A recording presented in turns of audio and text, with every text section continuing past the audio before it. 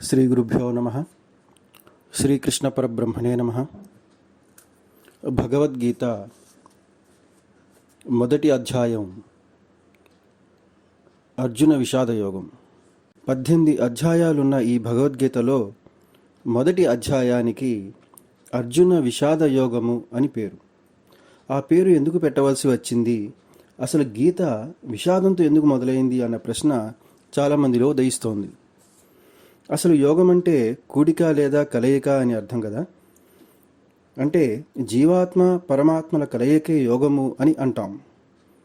అటువంటి యోగం ఎప్పుడు సంభవిస్తుందంటే నిష్కామ కర్మ వలన కానీ, భక్తి వల్ల కానీ, ధ్యానం వల్ల కానీ, జ్ఞానం వల్ల కానీ లభిస్తుంది. ఎవరు ఏ మార్గాలను అనుసరిస్తే వారికి ఆ యోగం లభిస్తుంది అంటాం. ఉదాహరణకి భక్తి యోగము, జ్ఞానయోగం, కర్మయోగం మొదలైనవి. అయితే మరి విషాదం ఒక యోగమా? విషాదం అంటే దుఃఖం కదా. మరి విషాదాన్ని ఒక యోగంగా ఎలా పిలుస్తాం? దుఃఖం అనేది ఎప్పుడు కలుగుతుందంటే మనం కోరుకున్నది లభించినప్పుడు దుఃఖం వస్తుంది. అయితే ఈ ప్రాపంచిక విషయాల గురించి, భోగభాగ్యాల గురించి దుఃఖించడం యోగం అవుతుందా అంటే అది ఎప్పటికీ యోగం కానే కాదు. కానీ భగవంతుని గురించి, ధర్మం గురించి దుఃఖించడం అనేది యోగం అవుతుంది.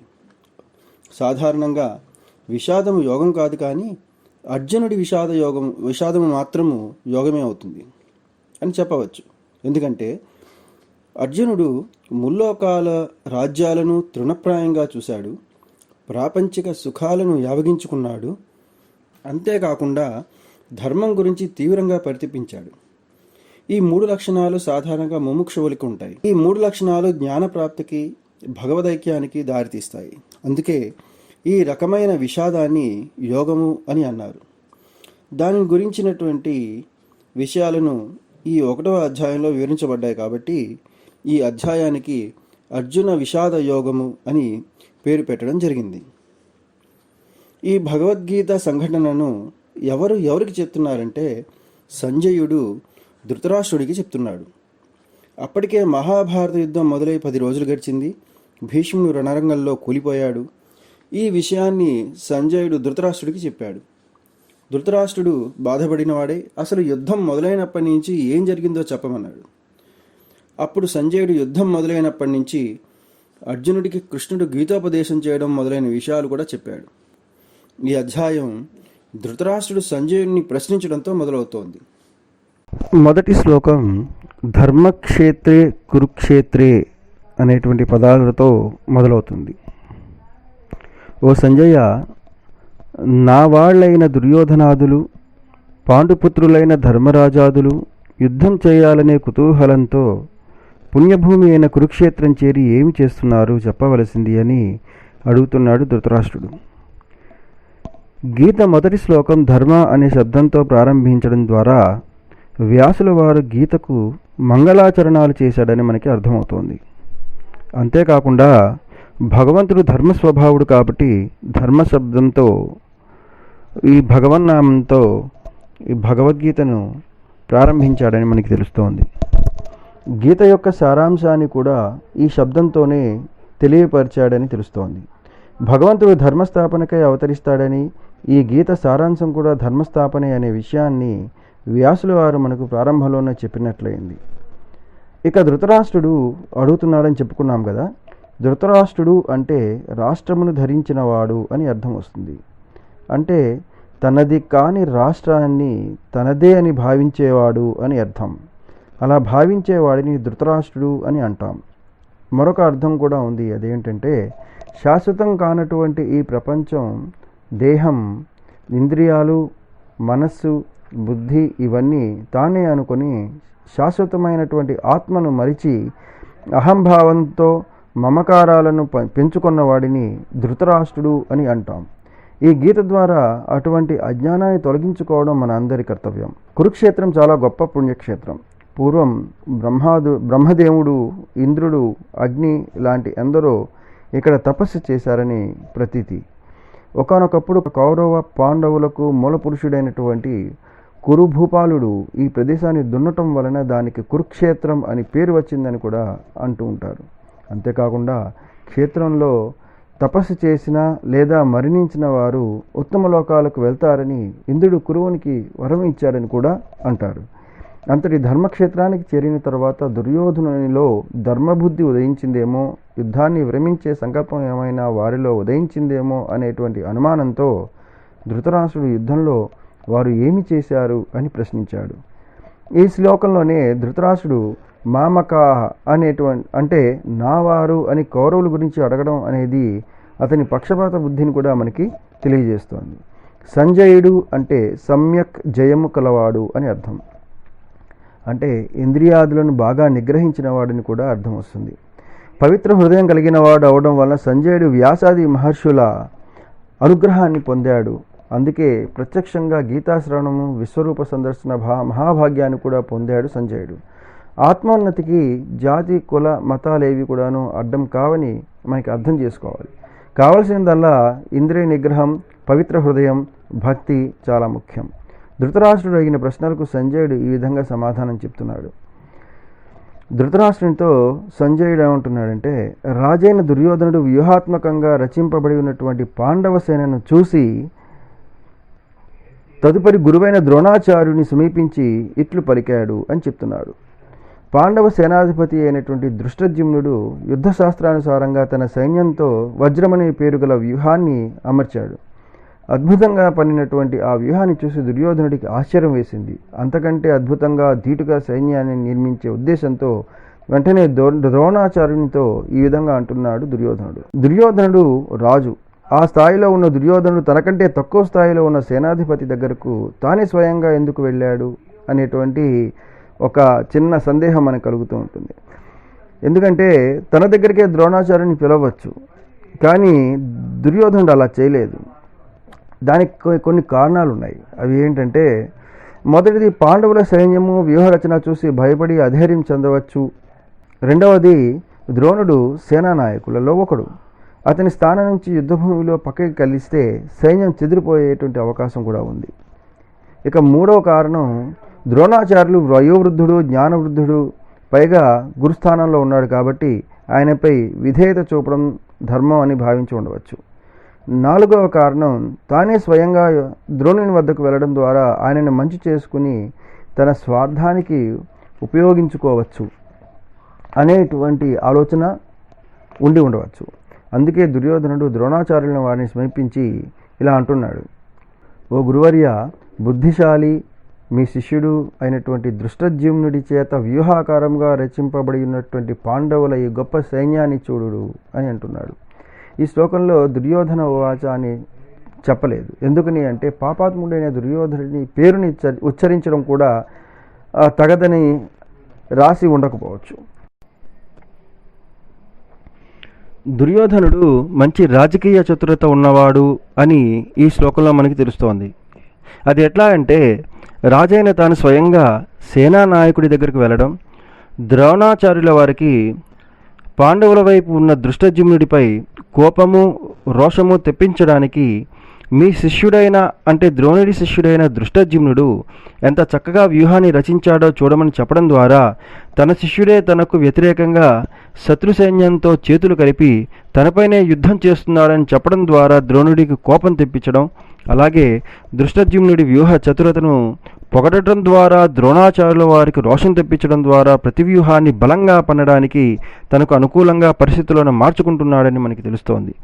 ధీమంతుడని అనడం వలన మనకు దృష్టద్యుమ్నుడు వ్యూహ రచనలో ఎంత నేర్పరో, ఎంత ఆరితేరినవాడో తెలుస్తోంది. ఇక 4, 5, 6 శ్లోకాలలో పాండవులలో గల మహారథులు ఎవరెవరు ఉన్నారో దుర్యోధనుడు చెప్తున్నాడు. మహారథి అంటే 10,000 ధనుర్ధరులైనటువంటి యోధులతో ఒక్కడే యుద్ధం చేయగల వీరుడు, ఆయుధ శాస్త్రంలో ప్రావీణ్యం గలవాడు, శూరుడు అని అర్థం. అటువంటి వారిని మహారథులు అని అంటాం. అటువంటి మహారథులు ఎవరెవరు ఉన్నారో పాండవ పక్షాన చెప్తున్నాడు దుర్యోధనుడు. భీమార్జునులతో సమానులైనటువంటి యుయుధానుడు, విరటుడు, మహారథుడైన ద్రుపదుడు, దృష్టకేతువు, చేకితానుడు, పరాక్రమవంతుడైన కాశీరాజు, పురజిత్తు, కుంతీభోజుడు, నరోత్తముడైన శైబ్యుడు, శౌర్యవంతుడైన యధామన్యుడు, పరాక్రమశాలి అయిన ఉత్తమౌజుడు, అభిమన్యుడు, ఉపపాండవులు వీరందరూ కూడా మహారథులే. యుయుధానికి సాత్యకి అని కూడా పేరు ఉంది. దుష్టకేతువు అంటే మరెవరో కాదు, చేతి దేశ రాజు ఈయనే శిశుపాలుడి పుత్రుడు. ఇక పురజిత్తు, కుంతిభోజులు వీళ్ళు కుంతిదేవి సోదరులు. ద్రౌపదేయులు అంటే ద్రౌపది సుతులు. వీరు ధర్మరాజు, భీమాదులకు ద్రౌపది వలన కలిగిన సంతానం. వారు ప్రతివింధ్యుడు, శృతసోముడు, శృతకీర్తి, శతానీకుడు, శృతసేనుడు. ఈ విధంగా ముందు పాండవ సేనను గురించి చెప్పిన తరువాత తన సైన్యంలో ఉన్న వీరులు, యోధుల గురించి చెప్తున్నాడు దుర్యోధనుడు. ఓ బ్రాహ్మణోత్తమ, ఇక మన సైన్యంలో ప్రముఖులు, సేనానాయకులు ఎవరెవరు కలరో వారులను జ్ఞాపకం కొరకు మీకు చెప్పుచున్నాను. ప్రతిపక్షంలో ఉన్న వీరుల గురించి మాత్రమే చెప్తే అధైర్యపడతాడేమోనని ద్రోణుడికి స్వపక్షంలో ఉన్న శూరులు, వీరుల గురించి చెప్పడం ప్రారంభించాడు దుర్యోధనుడు. మీరు భీష్ముడు, కర్ణుడు, యుద్ధమందు జయశీలుడైనటువంటి కృపాచార్యుడు, అశ్వత్థామ, వికర్ణుడు, భూరిశ్రవుడు, ఇంకా నా కొరకు తమ తమ జీవితాలను ధారపోయినట్టి అనేక శూరులు అందరూ యుద్ధ సమర్థులైనటువంటి, శస్త్రాస్త్ర సంపన్నులైనటువంటి వారందరూ కూడా ఇచ్చట ఉన్నారు. మహావీరుడు, శూరుడు, వృద్ధుడు అయినటువంటి భీష్ముని పేరు ముందు చెప్పకుండా మీరు అని ద్రోణుని పేరు ఎందుకు చెప్పవలసి వచ్చిందంటే, ద్రోణుడు ఏమనుకుంటాడో అని కావచ్చు, గురువును ప్రథమంగా తలుచుకోవడం భావ్యమని అనుకుని ఉండవచ్చు, లేదా ద్రోణాచార్యునికి ఉత్తేజపరచడానికి కూడా కావచ్చు అని మనం భావించవచ్చు. అంతేకాకుండా ఇరుపక్షాల బలాబలాలను బేరుజు వేస్తున్నాడని మనకి తెలుస్తోంది. ఇక 10వ శ్లోకం ఒకసారి చూద్దాం. అట్టి సూర్యులు కల మన సైన్యము భీష్మునిచే కాపాడబడుచు అపరిమితంగా ఉంది, పాండవుల సేన భీమునిచే కాపాడుచు పరిమితంగా ఉన్నది అంటున్నాడు దుర్యోధనుడు. ఈ శ్లోకంలో పర్యాప్తం అనే పదాలు ఉన్నాయి. వీటి అర్థాల విషయాల్లో భాషాకారుల భేదాలు ఉన్నప్పటికీ ఇక్కడ అపరిమితము అనే అర్థం తీసుకోవాల్సి ఉంటుంది. ఎందుకంటే దుర్యోధనుడు ఉద్యోగ పర్వంలో ధృతరాష్ట్రుడితోనూ, భీష్మ పర్వంలో ద్రోణాచార్యునితోనూ తన సైన్యం యొక్క గొప్పతనం గురించి బాగా చెప్పడం జరిగింది. ఇక్కడ కూడా తన సైన్యాన్ని ఉత్సాహపరచడానికి అదే విధంగా చెప్తున్నాడు. కాబట్టి తన సైన్యం అపరిమితమైనదే కానీ పాండవ సైన్యంలాగా పరిమితమైనది కాదు అనే అర్థం తీసుకోవాలి. అయితే పాండవ సైన్యాధ్యక్షుడు దృష్టజ్యుమ్నుడు కదా, మరి భీమాభిరక్షితమని ఎందుకు అన్నాడు అనేటువంటి చిన్న ప్రశ్న ఉదయిస్తుంది. అంటే భీముడిచే రక్షింపబడిన పాండవ సేన అని కదా అర్థం. అలా అనడానికి కారణం ఏమిటంటే, మొదటి రోజు పాండవులచే పడిన వ్యూహం వజ్రవ్యూహం. ఆ వ్యూహాన్ని రక్షించడం కోసం భీముని అగ్రభాగంలో ఉంచడం జరిగింది. అంటే ఆ వ్యూహానికి రక్షణగా భీముడు ఉన్నాడు, అందుకే భీమాభిరక్షితం అని అన్నాడని తెలుస్తోంది. అంతేకాకుండా భీముడు ధార్తరాష్ట్రులందరినీ వధించేటువంటి కృతనిశ్చయంతో ఉన్నాడు కాబట్టి ఆ విధంగా అన్నాడని తెలుస్తోంది. ఈ విధంగా తన సైన్యాన్ని అజేయంగా వర్ణించి వీరందరినీ భీష్ముని రక్షించేలాగా హెచ్చరికలు చేస్తున్నాడు దుర్యోధనుడు. అది మనకి 11వ శ్లోకంలో తెలుస్తోంది. మీరందరూ వ్యూహ మార్గంలో మీ నియమిత స్థానాలలో ఉండి భీష్ముని సర్వవిధాలా కాపాడవలయను అని అంటున్నాడు దుర్యోధనుడు. ఇక్కడ ఒక చిన్న సందేహం కలుగుతోంది. భీష్ముడు మహాపరాక్రమశాలి, తనని తాను రక్షించుకోగల సమర్థుడు కదా. అంతేకాకుండా కౌరవ సేనలో భీష్ముని మించిన పరాక్రమశాలులు ఎవరున్నారు అంటే చెప్పడం కష్టమే. మరి భీష్ముని కాపాడుతూ ఉండమని తన సైన్యానికి దుర్యోధనుడు చెప్పడం అనేది కాస్త హాస్యాస్పదంగా అనిపించవచ్చు, కానీ దీనికి కారణం లేకపోలేదు. ద్రుపదుడి పుత్రుడు శిఖండి మొదట స్త్రీ రూపంలో కలిగి ఉన్నాడు. అందుకే భీష్ముడు అతనితో యుద్ధం చేయనని ప్రతిజ్ఞ చేశాడు. కాబట్టి శిఖండి ఎదుట పడితే భీష్ముడు అతనితో తలపడడు. ఆ అదును చూసుకుని పాండవులు భీష్ముడిని వధించడానికి అవకాశం ఉంది. కాబట్టి శిఖండి భీష్ముడి ఎదుటకు రాకుండా అన్ని విధాల భీష్ముని రక్షించాలని తన సైన్యానికి సూచనలు ఇచ్చాడు దుర్యోధనుడు. ఈ విధంగా జరిగిన విషయాలను ధృతరాష్ట్రుడికి చెప్పి ఇంకా తరువాత జరిగిన విషయాలను కూడా సంజయుడు చెప్తున్నాడు. 12వ శ్లోకంలో పరాక్రమశాలి కురువృద్ధుడు అయిన భీష్మ పితామహుడు అంతటి దుర్యోధనుని ఉత్సాహం కలిగించేటట్లుగా సింహానాదం చేశాడు, శంఖం పూరించాడు అని తెలియజేస్తున్నాడు. రాజైనటువంటి దుర్యోధనుడు శత్రు సైన్యంను చూసి ఒక్కింత కలవరపడుతున్నాడు అన్న విషయాన్ని కనిపెట్టాడు భీష్ముడు. అతనికి ఉత్సాహము ధైర్యం తెప్పించడానికి శంఖం పూరించాడని మనకి తెలుస్తోంది. ఈ 12వ శ్లోకంలో భీష్ముడిని కురువృద్ధుడు అని ఎందుకు చెప్పడం జరిగిందంటే, కురువంశంలో అప్పటికి ఉన్న వాళ్ళలో బాహ్లికుని తర్వాత వయసులో పెద్దవాడు భీష్ముడే కాబట్టి పితామహుడు అని కూడా అన్నారు. భీష్ముడి యుద్ధోత్సాహం చూసి సైనికులు కూడా శంఖానాదాలు చేస్తున్నారు అని మనకి 13వ శ్లోకంలో సంజయుడు చెప్తున్నాడు. భీష్ముడు శంఖానాదం చేసిన తర్వాత కౌరవ సైన్యంలో ఉన్న తక్కిన వారు కూడా దిక్కులు పిక్కటిల్లేలాగా శంఖాలను, భేరుయిలను, తప్పెటలను మొదలైన వాటిని మ్రోగించారు. తరువాత తెల్లని గుర్రములను పూంచినటువంటి గొప్ప రథమునందు కూర్చుని ఉన్న కృష్ణార్జునులు ఇరువురు తమ తమ దివ్య శంఖాలను గట్టిగా ఊదారు అని మనకి తెలియజేస్తున్నారు 14వ శ్లోకంలో. మాధవ పాండవశ్చైవ అన్నారు. అంటే మా అంటే లక్ష్మి అని, ధవు అంటే భర్త అని. లక్ష్మీపతి అయిన శ్రీకృష్ణ పరమాత్మ శంఖాన్ని పూరించి రాజ్యలక్ష్మిని స్వీకరించాడు అని అర్థాన్ని వచ్చేట్టుగా సంజయుడు తన మాటల ద్వారా ధ్వనింపజేస్తున్నాడు. గీతలో శ్రీకృష్ణ పరమాత్మ రంగం మీదకు వచ్చింది ఇక్కడే. నరనారాయణులు ఇద్దరూ కూడా తెల్లని గుర్రాలను అమర్చిన దివ్య రథాన్ని అధిరోహించి యుద్ధ రంగంలోకి వచ్చారు. తెల్లని రంగు సత్వగుణాన్ని, ధర్మాన్ని తెలియజేస్తుంది. దీన్ని బట్టి ధర్మం ఎవరివైపు ఉంటుందో విజయం చివరకు వారిని వరిస్తుంది కనుక విజయం పాండవులదే అని మనకు అర్థమవుతోంది. అర్జునుడికి దివ్యరథం, గాంధీవం అనే ధనస్సు అగ్నిదేవుడు కాండవ దహనానికి మెచ్చి ఇచ్చాడు. ఇక గంధర్వరాజైన చిత్రరథుడు బహుమతిగా 100 గుర్రాలను అర్జునుడికి ఇచ్చాడు. ఇవి భూమి మీద, ఆకాశంలో కూడా ప్రయాణించగలవు. ఈ 4 గుర్రాలు కూడా వాటిలోవే. ఇక 4 తెల్ల గుర్రాలు 4 వేదాలని కృష్ణార్జునులు పరమాత్మ జీవాత్మలుగా పెద్దలు చెప్తూ ఉంటారు. పాండవ అంటే అర్జునుడు అని అర్థం. ఎందుకంటే పాండవానాం ధనుంజయ అని చెప్పబడింది కాబట్టి పాండవ అనే శబ్దానికి అర్జునుడు అనే అర్థం వస్తోంది. 15, 16, 17, 18 శ్లోకాలలో పాండవ వీరులు వారు పూరించిన శంఖాల గురించి మనకి తెలియజేస్తున్నారు.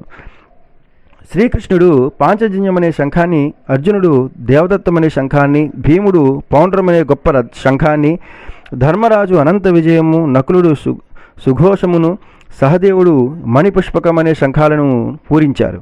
ఇక మిగిలిన అతిరథులు, మహారథులు వేరువేరు శంఖాలను పూరించారు అని మనకి తెలియజేస్తున్నారు. కృష్ణార్జునులు పూరించిన శంఖాలు చాలా దివ్యమైనవి.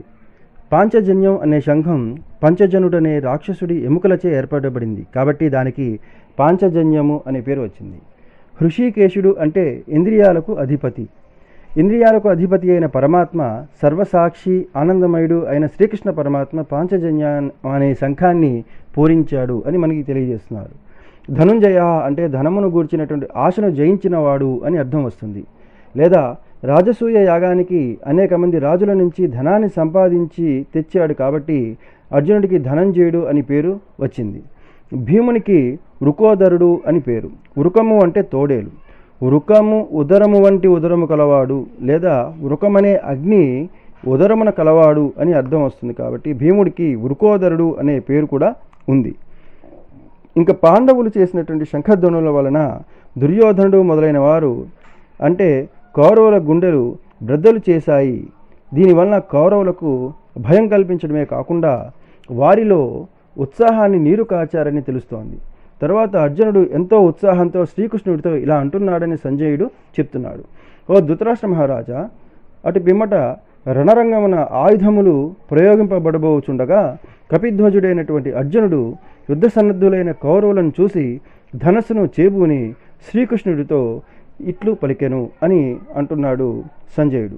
భీముని ప్రార్థనను అనుసరించి ఆంజనేయుడు యుద్ధమున పాండవులకు విజయం కలుగుటకై అర్జునుని రథము యొక్క టెక్కముపై తాను కూర్చుంటానని వరం ఇచ్చాడు భీముడికి.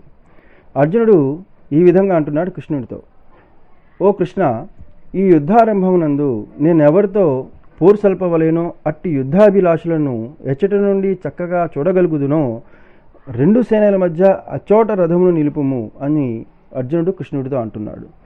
ఈ 22వ శ్లోకంలో అర్జునుని యొక్క ఉత్తమ యోధుడి లక్షణాలు మనకు తెలుస్తున్నాయి. శత్రువులతో తలపడే ముందు వారు ఎవరు, యుద్ధరంగంలో ఎక్కడ ఉన్నారు, ఎంతమంది ఉన్నారు మొదలైన విషయాలు తెలుసుకోవడం ఉత్తమ యోధుల లక్షణములు అని మనకి ఇక్కడ తెలుస్తోంది. అచ్యుత అని కృష్ణుని సంబోధించడం జరిగింది. అచ్యుత అంటే చ్యుతి లేనివాడు, అంటే నాశనము లేనివాడు.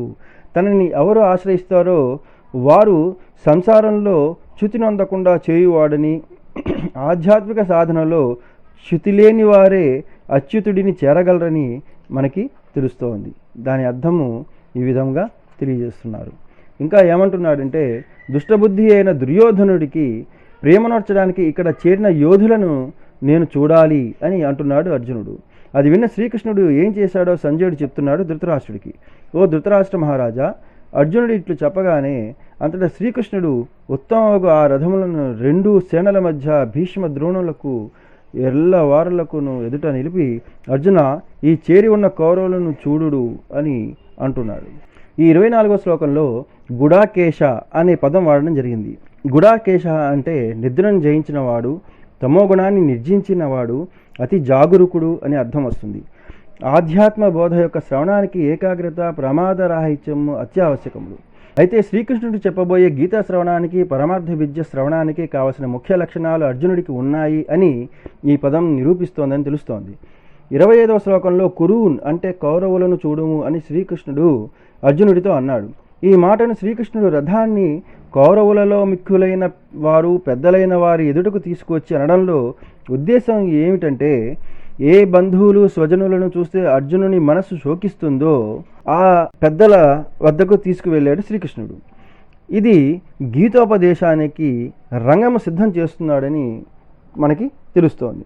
శ్రీకృష్ణుడు అన్న ఆ మాటలను విని అర్జునుడు ఏం చేశాడో చెప్తున్నాడు సంజయుడు. అర్జునుడు 2 వైపులా ఉన్న తండ్రులను, తాతలను, గురువులను, మేనమామలను, అన్నదమ్ములను, కొడుకులను, మనుమలను, స్నేహితులను, మామలను, హితేషులను అందరినీ కూడాను చూశాడు. తర్వాత అర్జునుడు ఏం చేశాడో సంజయుడు ఈ విధంగా చెప్తున్నాడు 28వ శ్లోకంలో. అర్జునుడు యుద్ధభూమి యందు నిలబడి ఉన్న బంధువులనందరినీ బాగుగా పరికించి దయార్థ హృదయుడై దుఃఖించుచు ఇట్లు పలికెను అని అంటున్నాడు. కృపయా, పరయా, విషేదన్ అనే పదాలు అర్థాలు తెలుసుకుందాం.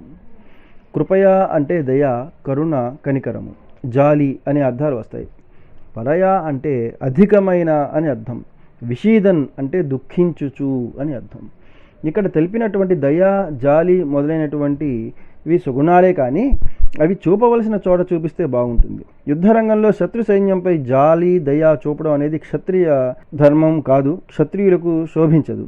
ఎలాగంటే, ఎవరిపై జాలి, దయ చూపించకూడదో వారిపై అర్జునునికి జాలి, దయ కలుగుతున్నాయి అని కూడా, ఏ సమయంలో చూపకూడదో ఆ సమయంలో జాలి చూపిస్తున్నాడు అని కూడా తెలుస్తోంది.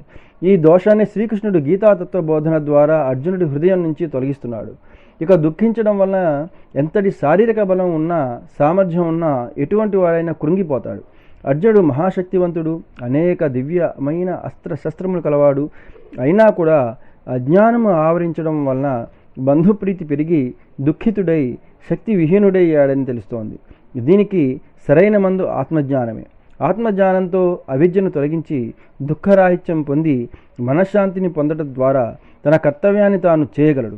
శ్రీకృష్ణుడు అర్జునుని దీనస్థితిని చూసి ఆత్మవిద్యను బోధించాడు. ఇక అర్జునుడు శ్రీకృష్ణుడికి తన దీనస్థితిని వినవించుకుంటున్నాడు ఈ విధంగా. 29-30 శ్లోకాల్లో మనకి అదే విషయం తెలుస్తోంది. ఓ కృష్ణమూర్తి, యుద్ధము చేయుటకై ఇతడ సమకూడిన ఈ బంధుజనులను చూసి నా అవయములు పట్టు తప్పుచున్నాయి, నోరెండుకొని పోవచున్నది, శరీరమునందు వణుకు పుట్టుచున్నది, గొగ్గురుపాటు కలుగుచున్నది, గాంధీవం చేతి నుండి జారిపోవచున్నది, చర్మము మండుచున్నది, నిలబడుటకైనను నాకు శక్తి లేకున్నది, మనస్సు గిర్రున తిరుగుచున్నది అని అంటున్నాడు. అత్యంత ధైర్య సాహసాలు, అస్త్రశస్త్రాలు గల అర్జునుడి నోటి వెంట ఈ విధమైన మాటలు రావడం అనేది అధైర్యము, నిరుత్సాహము, దుఃఖములను తెలియజేస్తున్నాయి. దీనికి కారణము నా వారు, నా బంధువులు, స్వజనులు, వీరిని ఎట్లా చంపగలను అనే భావన పెరిగి స్వజనం అని పదే పదే కలవరిస్తూ ఉండడం మొదలుపెట్టాడు. దృష్వేమం స్వజనం కృష్ణ హత్వా స్వజనం మహవే స్వజనం హి కథం హత్యా. ఈ మమకారమే అర్జునుడి పట్టిన రోగం. దీనికి ఆత్మజ్ఞానమే సరైన మందు. దానినే అర్జునునకు శ్రీకృష్ణుడు అందించబోతున్నాడు. ఇంకా అర్జునుడు తన యుద్ధ విముఖతకు గల కారణాలను ఈ విధంగా చెప్తున్నాడు కృష్ణుడికి. ఓ కృష్ణమూర్తి, అపశకనములను సహితము చూచుచున్నాను. యుద్ధమునందు బంధువులను చంపి పొందబో లాభం ఏదియో నాకు కనిపించటం లేదు. కృష్ణ, నేను విజయమును కానీ రాజ్యమును కానీ సుఖములను కానీ కోరను. రాజ్యముతో కానీ భోగములతో కానీ మనకేమి ప్రయోజనం ఉన్నది? మనం గమనించాల్సిన విషయం ఏంటంటే, వైరాగ్యము కలవాడికే ఆత్మజ్ఞానమును ఉపదేశించాలని శాస్త్రం ఉంది. అంటే బ్రహ్మజ్ఞానాన్ని ఉపదేశించాలని శాస్త్రం ఉంది. అయితే అర్జునుడికి ఆత్మజ్ఞానమైనటువంటి గీతాశాస్త్ర శ్రవణానికి తగిన వైరాగ్యం ఉందా అనే సందేహానికి చక్కటి సమాధానం ఈ 32వ శ్లోకం. ప్రాపంచిక సుఖాలపై రోత కలిగి రాజ్యము భోగాలను తృణప్రాయంగా భావించాడు అర్జునుడు. ఇన్ని మాటలు ఎందుకు? 3 లోకాలను తనకు సమర్పించినా కూడాను అక్కర్లేదనే నిర్ణయానికి వచ్చాడు అర్జునుడు. అందుకే కృష్ణ పరమాత్మ బ్రహ్మ విద్యా బోధనకు ఇదే సరైన సమయంగా భావించి గీతోపదేశం చేశాడు అర్జునుడికి. ఇంకా అర్జునుడు ఈ విధంగా అంటున్నాడు 33, 34 శ్లోకాల్లో మనకి తెలుస్తోంది. ఎవరి నిమిత్తము ఈ రాజ్యము భోగములను సుఖములను మనం కోరుదుమో అట్టి గురువులు, తండ్రులు, కొడుకులు, తాతలు, మేనమామలు, మనుమలు, భావమరుదులు, సంబంధులు ఎల్లరూ ప్రాణాల మీద, ధనం మీద ఆశ వదులుకొని ఈ రణరంగం మీదకు వచ్చి నిలబడి ఉన్నారు.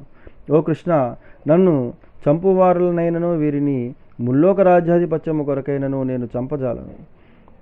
ఇక భూలోక రాజ్యము కొరకు వేరుగా చెప్పవలెనా? మధుసూదన అనే నామం శ్రీకృష్ణుడికి మధు అనే రాక్షసుడిని చంపడం వలన వచ్చింది. ఓ కృష్ణ, దుర్యోధనాదులను చంపుట వలన మనకేమి సంతోషం కలుగును?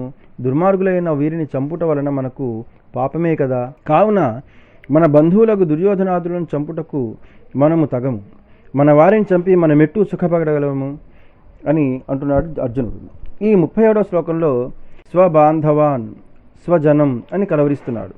నాది, నావారు అనే మమకార భావన గట్టిగా పాతుకుపోయింది. నేను, నాది అనే అహంకార మమకారాలు మోక్ష మార్గానికి ప్రతిబంధకాలుగా ఉంటాయి. కనుక ఈ దేహాభిమానాన్ని, నీవు ఆత్మవే గాని దేహానివి కాదు అనే అఖండ జ్ఞానోపదేశాన్ని కృష్ణుడు అర్జునుడికి అందించబోతున్నాడు. ఓ కృష్ణ, రాజ్యలోభముచే భ్రష్టచిత్తులైనటువంటి దుర్యోధనాదులు వంశనాశనము వలన కలుగు దోషమును, మిత్రద్రోహం వలన కలుగు పాపమును ఒకవేళ తెలియకున్నను ఆ రెండు బాగా తెలిసిన మనమేలా ఈ పాపకృత్యం నుంచి విరమింపకూడదో అర్థం కాకున్నది అని అంటున్నాడు అర్జునుడు. అలాగే 40, 41, 42 శ్లోకాల్లో ఈ విధంగా అంటున్నాడు అర్జునుడు. ఓ కృష్ణ, కులము నశించుటచే అనాదిగా వచ్చు కులధర్మములు అంతరించిపోవు. ధర్మము నశించడం వలన కులమంతా అధర్మము వ్యాపించును. అధర్మం పెరుగుట వలన కుల స్త్రీలు చాలా చెడిపోవుదు. స్త్రీలు చెడిపోవటం వలన వర్ణ సంకరం ఏర్పడును. దానివలన సంకరము చేసిన వారికి సంకరము నొందిన కులమునకు కూడా నరకము ప్రాప్తించును. వారి పితృదేవతలు శ్రాద్ధములు, తర్పణములు లేనివారై అధోగతి పొందుతారు. ఓ కృష్ణ, కుల నాశకుల యొక్క జాతి సాంకర్య హేతువులైన ఈ దోషము చేత శాశ్వతములైన జాతి ధర్మములు, కులధర్మములు నశించిపోతాయి. కులధర్మము నశించినచో మానవులకు శాశ్వత నరక నివాసము కలుగునని మనకు తెలుసు. అయ్యో, రాజసుఖమందలి ఆశచే మనము బంధువులను చంపుటకు ఉద్యమించితిమి, మహాపాపము చేటుకు సమకటితిమి కదా అన్నాడు అర్జునుడు. ఆయుధము ధరింపకయు ఎదిరించకయు ఉన్న నన్ను ఆయుధములు చేబూని దుర్యోధనాదులు ఈ యుద్ధమును చంపినను అది నాకు మరింత క్షేమమే అగును. అర్జునుడు ఈ విధంగా తన మానసిక ఆందోళనను శ్రీకృష్ణునికి చెప్పి తరువాత ఏమి చేశాడో సంజయుడు చెప్తున్నాడు ధృతరాష్ట్రుడికి. ఓ ధృతరాష్ట్ర మహారాజా, యుద్ధభూమి యందు అర్జునుడు ఈ విధంగా చెప్పి శోకముచే కలత చెందిన చిత్తము వాడై బాణములతో కూడిన వింటిని పారవైచి రథముపై చతికిలపడ్డాడు. ప్రథమ అధ్యాయం సంపూర్ణం. జై శ్రీకృష్ణ.